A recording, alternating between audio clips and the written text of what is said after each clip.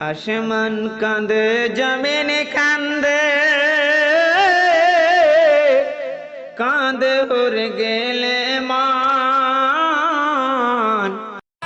नबी को हाजिर और नाजिर मानने से इनकार करता है, नबी के इल्म गैब से इनकार करता है। ये उन्हीं के नाजायज औलाद में से तारी अवैध सन्तान যে ইমামে হুসাইনের যুগে কাবা শরীফের ভিতরে ঘোড়া বাঁধানো হয়েছিল,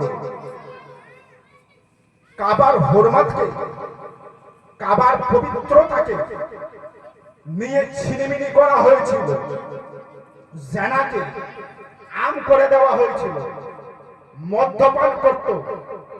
ইমামে হুসাইন যখন গেলেন তো ইমামে হুসাইনকে দেখে মিথ্যা কথা বলতো।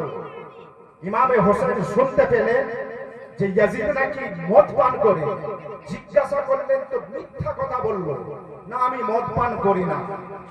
তো তারই কিছু কীটাণু, তারই কিছু অবৈধ সন্তানকে রেখে গেছে যে আজ নবী পাক সাল্লাল্লাহু আলাইহি সাল্লামের ব্যাপারে বলে যে নবী মদিনে में तो मरकर मिट्टी में मिल गए, नाउजुबिल्लाह।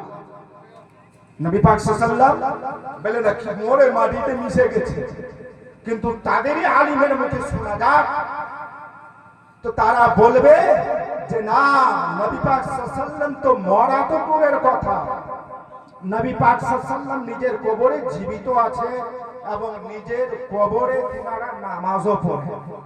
বলুন, নিজের কবরে নামাজ পড়েন।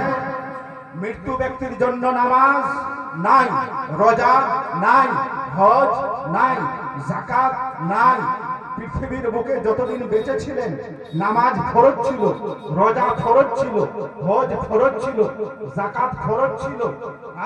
আর যখন আপনি মরে গেলেন নামাজ আপনাকে পড়তে হবে না, রোজা আপনাকে রাখতে হবে না, হজ আপনাকে করতে হবে না, যাকাত আপনাকে দিতে হবে না। কার জন্য? যে মরে গেছে তার জন্য।